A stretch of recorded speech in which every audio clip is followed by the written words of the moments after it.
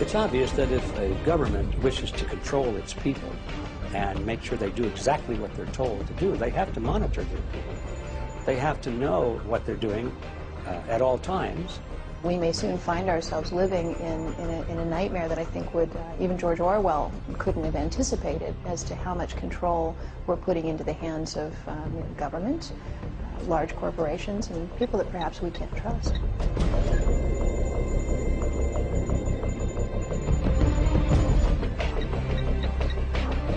If you're talking about wars, if you're talking about money management, if you're talking about orchestrating crisis, these people behind it sounds like a conspiracy.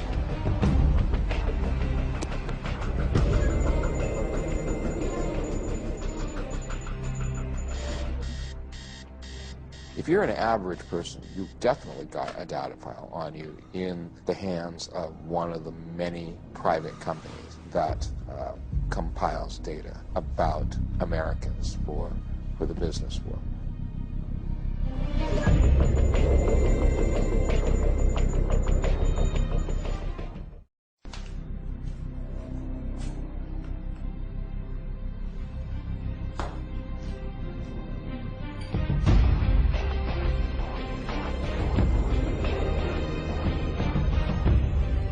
Every day, in so many ways, we are being watched.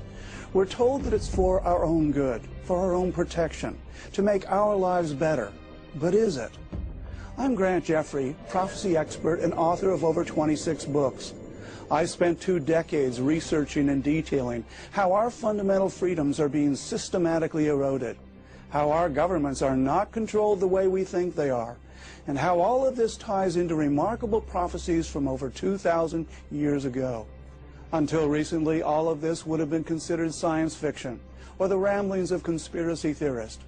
But each of the technologies you have just observed either already exists or is being planned on a drawing board somewhere.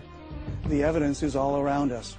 There is no denying that we live in a surveillance society, and really, no matter what we do, there is no turning back.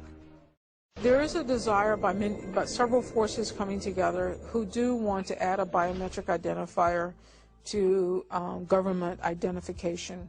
So the leading push in the United States is most likely a biometric added to your driver's license. That biometric is most likely going to be a fingerprint.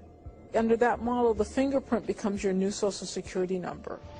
So what does that mean? I'm touching the chair, I'm touching the table, I'm leaving my fingerprints behind.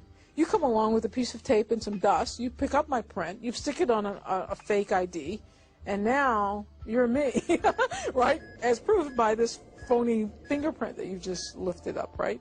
And then if things get really bad with your identity theft and Social Security numbers, you can actually get a new Social Security number. But what do I do about getting new fingerprints?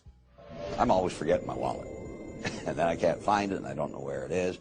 And the idea that maybe someone could put an RFID chip somewhere where I would just have to wave my arm, it's a very attractive proposition. There are plenty of reasons, I think, to be worried about a cashless society where we have microchips implanted in our hands and simply make our payments in that way. For one thing, you would be unable to ever make a payment or make a purchase that someone wasn't watching and recording in a database. Marketers would love to get a hold of that. Hackers can hack into that. The government could use it, to investigate you or try to control your behavior. Understand, how money works and how the only real way right now we have of hoarding them is through money, which is one of the reasons they're trying to create a cashless society. Because as long as you and I have cash, we can eat. And as long as we can eat, we're free, at least we can defend ourselves. When you take the cash away and you create credit cards and then you create microchips, what you're doing is suddenly, we become the whim of the powerful people. They can punish us by pressing delete 3 times on the computer screen. Suddenly $10,000 turns into $10. One of the most important developments in this privacy area that's come with the digital revolution is that Orwell's picture of loss of privacy, the government watching us, the surveillance cameras everywhere, certainly is true to some degree. There are surveillance cameras everywhere.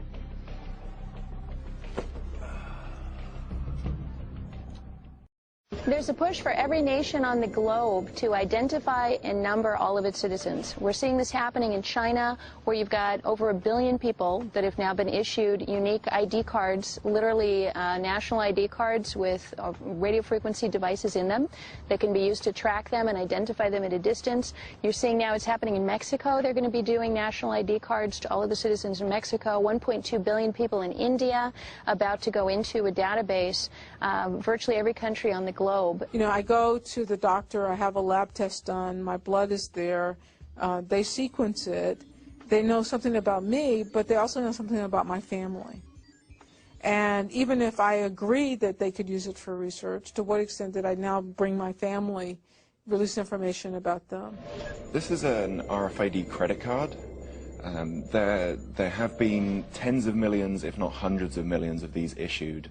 And the vast majority of people who are carrying them don't actually realize that there is RFID in them. There's nothing on it anywhere that says RFID. There's a small symbol on the back that if you know what it means, you'd know that it was RFID. But if you're just looking at it, it's just another logo. You have no way of knowing that there is an RFID chip in it.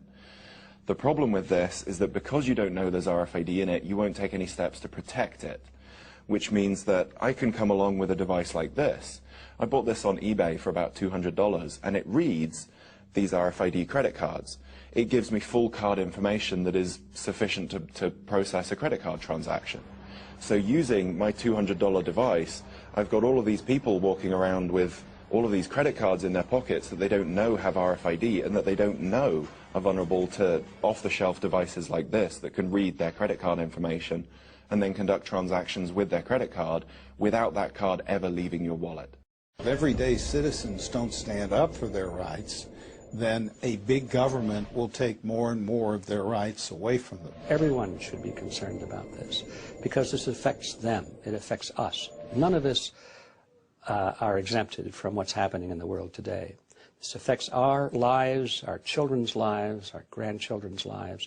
And if we really care about anything, anybody outside of our own skin, if we really care about other people, about society, about our nation, about the world, we'd better take an interest in what's going on. So if your phone calls, your letters, if the contents of your homes, the contents of your automobiles, the contents of your computers are open to surveillance by the government or by private entities who share that information with the government, then I think it's going to be very, very hard for most people to be free in the way they live their lives. If we get to the point where the government is watching everything we do, then we're going to see some serious erosions of our civil liberties. Our right to assemble peaceably, our right to free speech, our right to free religion, free practice of the religion of our choice, all of these rights are going to be eroded through these technologies. The saying is, if you put a frog in cold water and then you put the heat on, the frog will gradually warm up so he won't know to jump out and he'll be boiled to death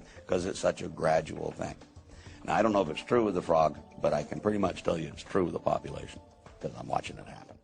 I think surveillance and tyranny, or surveillance and the loss of freedom, really go hand in hand when you look at other civilizations, other societies over the years, all the way up into the 20th century. There's this really strong link between autocratic or despotic or excessive government power and at the same time all sorts of surveillance mechanisms, whether they're secret police or national ID cards or other kinds of mechanisms that are designed to make sure that people are being watched, and perhaps even more insidious, that they know they're being watched. Won't all this surveillance and technology make us safer from crime? Isn't it a good idea to watch everybody and monitor what they do? If that were the case, then you should be able to look back and say, okay, well, let's look at the most monitored and surveilled people in history. And arguably that was the Soviets living under the Soviet Union under Stalin and the folks who came after that. Every phone call could be listened to.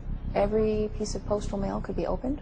If you had a party at your house, you wouldn't know if government informants were attending the party listening. You know, after all, if you have nothing to hide, why would you care? But the Soviet Union under Stalin was the most deadly regime in all of history. And in fact, under that regime, with all of that watching, 60 million people perished. 60 million people were killed by their own government, by the very government that was supposed to be protecting them. You know, the bad guy might today be Al-Qaeda, and it might tomorrow be, you know, fundamentalist Baptist. Back in 1968, George Ball was the Undersecretary for Economic Affairs with JFK and Johnson. At the meeting in Mont-Tremblant in Canada, in Quebec, he said, how can we create corporations that shall one day give orders to governments? And that's what Bilderberg is all about. It's not one world order, it's one world company limited. Highly organized agenda to break the back of the American free enterprise system because it stands in the way of those that have a globalist agenda. And they're succeeding. And so backed by big money, backed by the trade unionists, backed by the multinational corporations, they're all playing that game for their own reasons. Increasingly, our utilities are under the influence of people from other parts of the world and other governments. Most of our main industries are now a majority foreign-owned. Few Americans have any idea of this. And the powers that own our major industries, for the most part, favor globalization and world government. So they are, I would say, a big part of this drift toward world government. The main event is the wholesale destruction of the world economy. Are you saying to me that Joe the plumber is more intelligent than David Rockefeller? If he's lending the money, the question is why? So you can destroy the economy. And you destroy the wealth of the people because, again, you destroy the wealth of the people. You destroy the power of growth of nations and, of course, the population base. I believe we are just one major world crisis away from having a totalitarian type of system in place. Our indebtedness here in the United States is now approximately $65 trillion in foreign obligations. It's way beyond what most people realize. It can never be repaid. And because the United States has presented a specific challenge to globalists, because the American people have always been an independent, freedom-loving people, so how do you get the United States into a global government? Well, ultimately, you have to crash their economy and make them so dependent on foreign powers that you can blackmail them to come into a system. The thing about this is you have to have a crisis big enough for the public to be able to accept whatever the solution is. It can't be a half-baked crisis. It's like Rahm Emanuel said a few months back. The last thing you want to waste is a good crisis. Every time we turn around, there's a new crisis. There's an economic crisis. There's a war crisis. There may be a pandemic crisis. There's a crisis everywhere you look. And as long as people are in this crisis mode, they're not very vigilant about watching what's happening to their liberties. All they're thinking about is, oh, government, do something, protect me, save us from all of this. And the government says, yes, that's exactly what we intend to do. Every time there's a new war or a threat of war, there's more motion in the direction of merging our military with other national military forces through the United Nations, so-called peacekeeping forces. So all of these crises lead to more legislation, more treaties, and more movement in the direction of giving up our sovereignty as a nation, merging with a global structure, and the creation of that global structure into a totalitarian system.